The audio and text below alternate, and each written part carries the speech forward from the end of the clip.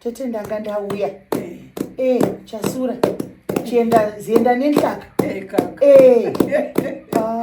Ndauya hangu. Ndizvo muroro. Nyaya iyoyi yazibhodho.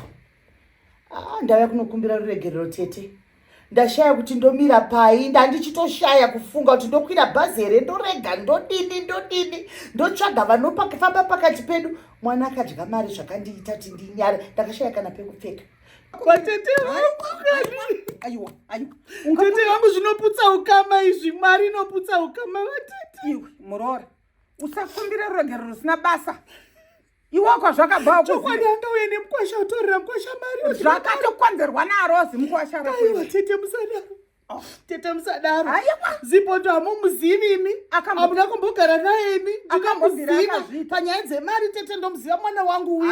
Wakani. Vatete ndauya ndine kamari kangu kangava kadiki kandanga ndafunga kuti chinyi mudzoredzera paya mundudziro womukwasha. Inini handigone kukuti ndikuripise mari yemwana yakadyiwa pamusana pezirume rangu. Tete chamusingazivi ndechekuti inini inzwa, kana uri ungatondipa iyi mari yedu tegai yangu newe kwete yekuripa. Aiwa tete, kwete yekuripa. Aiwa tete musadaro. Munoziva kuti zibhodhoka iko zvito ane murume wanotambara yezimwe zijayendi rinenge nzou. Kufuta kwaro anonzi dhafu kana kuti vanoita madhiragizi kana kuti vanoitei handitozivi. Rubhadhi nebhurugwa iro zera racho vakasiyana zvachose. Imimi mungandiudza kuti imimi panapa mune 60 years motamba nemwana ane 15 years munenge muchiitei naye, mune muchitaura nyaya dzei dziri common. Ndo zvandiri kutaura kuti iko kuno kwakabva ndo kune nying'anyinga yakamufurira. Aiwa tete hamusi kuziva imi, musapote muchipomera murume wenyu nyaya dziri pajekerere. Ndoziva kwazvine zvabva. Aiwa tete, mwana uyu akambe yakadaro. Inini maonera ndinokuitaika ndichibva pano ndichifuratira munenge makuti muri kuona auya kunoreverera mwana wake nokuti muri kutuka murume asina basa. Ndati akambe yakadaro here mwana. Gashirai ruregerero hwangu tete. Handigashire nokuti ndoziva kwazvakabva. Saka inini akatondikumbira ruregerero ndozidununure pano. Aiwa. Yes.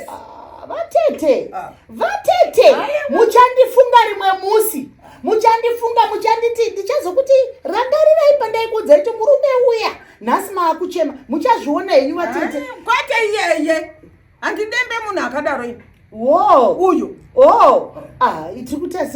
Tikutarisei mazuva. Ini ndauya pano iye mukwasha aripinda ndati ndikumbira ruregerero. Ruregerero mukwasha wedu. Ruregerero nezvakaitwa nemwana. Ukataura nezvemari yawandipa kwaari newe neni tapesana.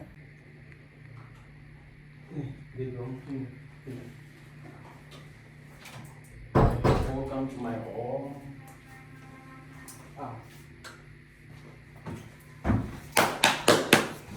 Jama, simuketona.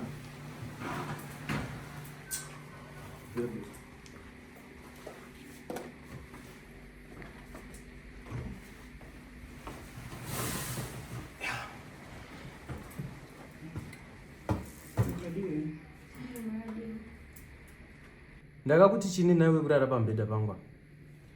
Ndangorivarawo. Iwe, hauzvizivi kuti unorara pasi. Wadi kurivarwa uchirara pasi paunorara mazuva ese. Sorry muzukuru, zvangoitika wazvo. Ina handizvide zvokudhiritsirwa mbedha wangu newe handizvide. Ukunzwa? Baby, ava ndisekuru hanzvadzi yamai vangu ava. Pakutotsvagawo zvavo basa ipapa uchitovaona kudai. Kusimba usafungoti imbingi. Izero ipapa pamazi mweya akapombwa mavara hatorina kana chavainacho. Uri kunzwa? Baba, iri ndo bhebhi rangu iri. Amai vepano, kana takutaura zvamai vepano apa ndiwo ava. Muri kunzwa? Ndafanira nokuziva muzukuru. Saka kukicheni wanga waita sei? Ndabhodisa bhinzi. Uyu. Iwo unofunga kuti tichiri kumusha here kwaunoramba uchingokwatisa mazibhinzi ako. Uda kuti ndisimbe sezvawakaita izvi. Anyways, baby, sorry ako ka. Kana tabva panapa chatoenda kurestaurant tonotsvaga something chekudya. Handibo. Saka kugarden wanga waita sei? Mvura yazonaya ndopandauya kuno. Asi ndandapedza ngokusakura. Saka ndiri kuona kuti mvura yanai yamira. Saka chinonopedzisa. Ora iti musuku. Ora. Buda.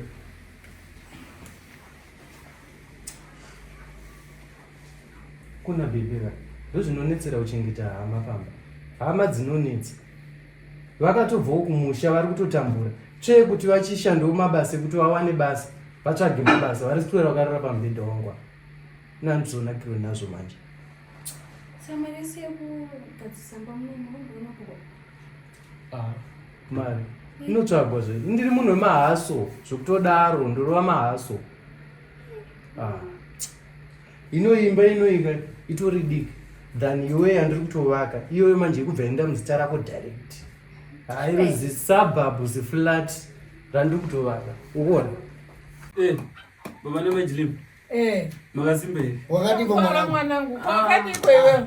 Ndinofara zvangu. Makadiko masango. Masango ngodadara. Ameno pakati pamba. Kana mchitogona kuti shanda tichiwana sipo zviri nani? Aiwa handizo ndatora chibageka chatokura ka. Nekuna kwari kuita. Gona zvinge zvichita. Gona zviri nani. Aiwa, zviri nani. Zara tabva yatidzidzisa kurima. Ya, ndizvo che. Makadiko baba. Wakadiko mwanangu. Tiripo makadiko mama. Ndinofara mwanangu. Kwakadiko iwe. Ndiripo zvawo. Tiri vapenyu chose. Imatitsikaka. Aiwa tauya. Aiwa tinotenda. Aiwa tikuna mvura iriko makarima chaizvo. Aiwa regai nai. Unopa mutingagute. Shuwa. Ya. Saka baba namai. Ndauya nenyaya yangu yandinayo. Makabonzwa paya ndichitaura paya kuti ndine musikana wangu andofambidzana naye ndoda kuzorora.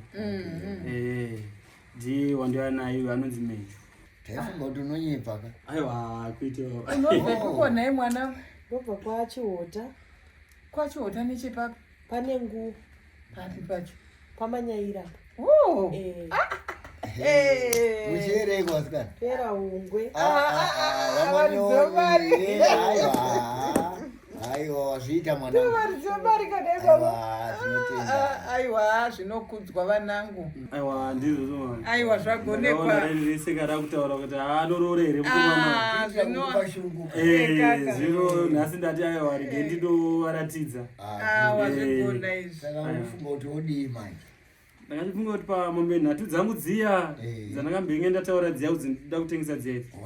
Ndo dzandikuda kuti nditengese. Kana achinge ndadzitengesa tombonobvisawo kashoma. Aiwa zvinokuiva mwanangu ndo basa radzo kamombe. Taikukurudzira kuti tengai mombe dzigare pano pambako mwana. Ndo zvataiitira izvo. Aiwa ndizvozvo. Tobvisawo kuratana kadenga yangu iyi. Aiwa ndazviona.